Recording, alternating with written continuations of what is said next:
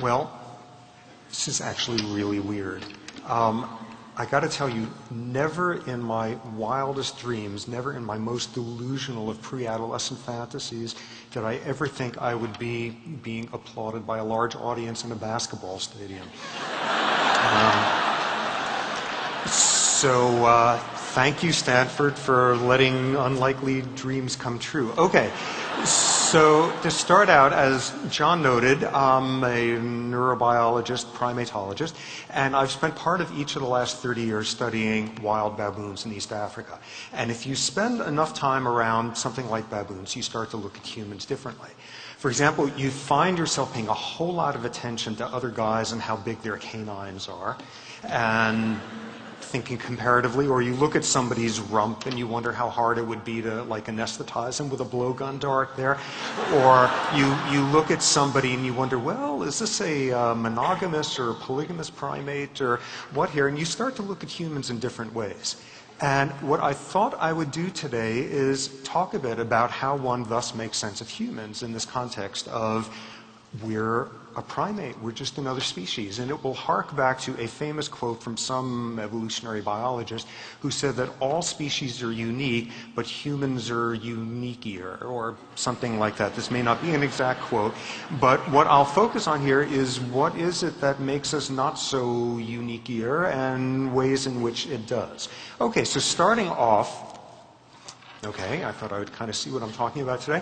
So starting off, the first thing to emphasize is if you want to understand what we're about as a species and what makes us unique, the first clear punchline is it ain't going to have much to do with our genes. It's not going to have with our neurons or neurotransmitters. Take us, take a fruit fly, and we've got like almost all the same genes in common. We are not humans because we've invented a different type of brain cell, a different type of brain chemical. We're the same basic building blocks as even a fruit fly. That's not where our uniqueness is going to come from. And as we try to make sense of what we are as a species and where we fit into the animal world, we have a few challenges in making sense of it. First challenge is dealing with circumstances in which there's nothing different about us whatsoever. We are absolutely like every other species out there. Let me give you an example. You are a hamster. You're a female hamster. And if you're a female hamster, what you do is you ovulate every 4 days. Okay, so you're sitting there ovulating every 4 days in your cage, and some scientist now sticks another female hamster in the cage with you. And over the next couple of weeks, what will happen is both of you will start lengthening your ovulatory cycles until after about 3 weeks or so, synchronizing them, you will both ovulate within about a half hour of each other. Unless they now take a male hamster and put him in the cage with you, at which point you all desynchronize your cycles. It's totally cool that it works this way. It works all by olfaction, pheromones. You can show this with some really low-tech experiment, which is like you can hold the hamster's nose shut for 3 weeks and she doesn't synchronize her cycle. Or you could do something really elegant, like don't actually put the male in there, put the male in another cage and pump the air from that cage into yours. And it's the same thing. And what's most amazing of all is it's not random which female synchronizes the other. It's the socially dominant ones. So this is completely understood, and in fact, you can show this in dogs and cats and cows, and apparently, if you live in Iowa, you can go to a 7-Eleven and buy a can of like pig synchronizing ovulatory spray and go spray it all. I have no idea why you would want to do this, because never once in Brooklyn did we try to ovulate our pigs on schedule, but you can, it's that well understood. And what is extraordinary is it works exactly the same way in us, where it's called the Wellesley Effect. Named after Wellesley College, demonstrated in 1970 during freshman year. Over the course of the year, female freshman roommates synchronized their cycles except for women who had close, intimate relationships with males, and it's all done with olfaction. And what's the most amazing thing of all is it's not random who synchronizes who. It tends to be women who are more socially extroverted and dominant. And this is well known enough that when I was in college, like people would sit around the dinner table and say stuff like, when we roomed together this summer, I had her synchronized by August 1st. And this is what biologists think like. So some of the time, what is the challenge is recognizing there's nothing fancy about us at all. We are just a basic off-the-rack mammal. Now, some of the time what the challenge is recognizing that we've got the same basic building blocks and plumbing in there, but we use it in ways that are unprecedented. And let me give you an example of that. Okay, so you got two humans, and they're taking part in some human ritual. They're sitting there silently at a table. They make no eye contact. They're still, except every now and then, one of them does nothing more taxing than lifting an arm and pushing a little piece of wood. And if it's the right wood and the right chess grandmasters in the middle of a tournament, they are going through 6,000 to 7,000 calories a day thinking, turning on a massive physiological stress response simply with thought, and doing the same thing with their bodies as if they were some baboon who's just ripped open the stomach of their worst rival, and it's all with thought and memories and emotions and suddenly we're in a realm of taking just plain old nuts and bolts physiology and using it in ways that are unrecognizable. But some of the time, though, the challenge is we're dealing with something where we are simply unique. There's no precedent out there in the animal world. And let me give you an example of this, a shocking one. Okay, you have a couple. They come home at the end of the day, they talk, they eat dinner, they talk, they go to bed, they have sex, they talk some more, they go to sleep. The next day, they do the same exact thing. They come home from work, they talk, they eat, they talk, they go to bed, they have sex, they talk, they fall asleep. They do this every day for 30 days running. Giraffe would be repulsed by this. Hardly anybody out there has non-reproductive sex day after, and nobody talks about it afterward.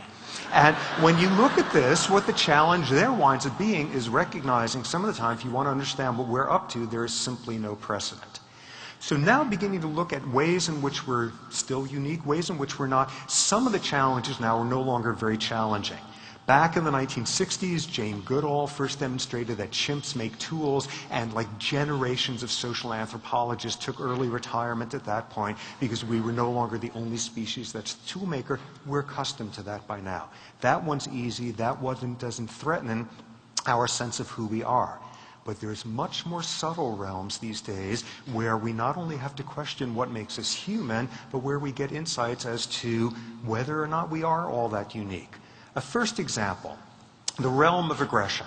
Back every single one of those like Mutual of Omaha specials, at the end there would always be the deep voice saying, and we are the only species that kills, and that turns out to be wrong. Lots of other species kill. They kill members of their own species. They kill them in anger. They kill them in cold blood premeditation. They kill them strategically in ways that would make Machiavelli proud. They do it to each other's infants. They do it competitively, advantageously. We're not the only species that kills. Just to give one example of this, this was a male who had joined one of my troops of baboons a few weeks earlier, and the only way to describe this guy is he had horrible political skills. And he was hassling all sorts of high-ranking guys he should not have been messing with, and one morning, this is what was left of him. And in the 30 years I've studied male baboons, the leading cause of death among male baboons are male baboons. We're not the only species that kills. In addition, we're not the only species that kills in an organized manner. This is what's called a border patrol, a group of chimps in a group that have gotten together and they are patrolling the edge of their territory, and if they encounter a male from another group, they will attack and kill him. And as documented by Goodall in at least one circumstance, things like this, a group organized enough to do this systematically and kill all the members of a neighboring troop. So we're not just the only one that kills, not the only one who kills in an organized way, but this is some proto-version of genocide. We're not the only ones who do this either. So what about us then and our aggression? And what you see is some of the time we can just cudgel somebody over the head like any good old primate, but some of the time we are doing stuff that's unrecognizable. We could do nothing more physically challenging in our aggression than pulling a trigger, or dropping a bomb from 30,000 feet, or looking the other way. We can be passive-aggressive. We could damn with faint praise. We can do all sorts of subtle things. Let me give you an extraordinary example of a way in which humans can damage each other for which the world has never seen the likes of before. Every day outside of Las Vegas, there are people who get up in the morning and they are rushing off to work, and their spouse reminds them to pick up the dry cleaning on the way home, and they say goodbye to their kids, and they rush out and they get caught in traffic, and they're all anxious they're going to be late at work, and they luck out and get a good parking spot and get to work and sit down in a flight simulator, and what they spend the day doing is operating a drone bomber in Iraq that drops bombs and kills people. This is at Nellis Air Force Base, people sitting there spending their work days operating drone bombers on the other side of the world. And at the end of the day, having finished your day doing that, you get up and rush off because you want to be there on time for your daughter's ballet performance, and you hug her afterward, and you can't believe it's possible to love someone that much, and the next day you sit in this dark room and kill people on the other side of the planet. And there's nothing out there in the animal world that has a precedent for that. And not surprisingly, apparently the rate of psychiatric problems among people who spend their days doing this is also unprecedented.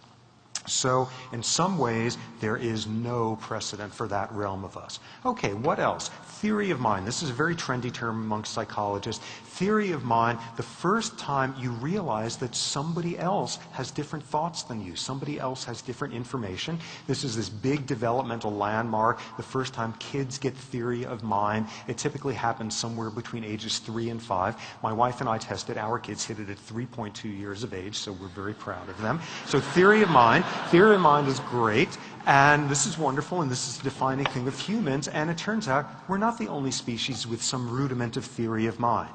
Recent experiment here with some chimpanzees. Take two chimps, and there's a room in front of them. They're both, in a cage or something on either side, and in the middle there is a screen, and the screen can either be transparent or opaque. On one side is this low-ranking schnook of a chimp, and somebody comes out and puts I'm thinking baboons today for some reason, puts down a banana on this side of the screen. In one case, when the screen is opaque, this chimp sees the banana, and the high-ranking chimp on the other side cannot.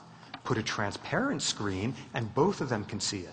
Now you release them, they both come out, and the question is, does this low-ranking guy who knows there's the banana there, does it go for it? And it uses theory of mind. Here's what goes on. The chimp thinks, okay, if the other guy, big high-ranking guy, didn't see the banana because the opaque screen is there, I'm going to go grab it.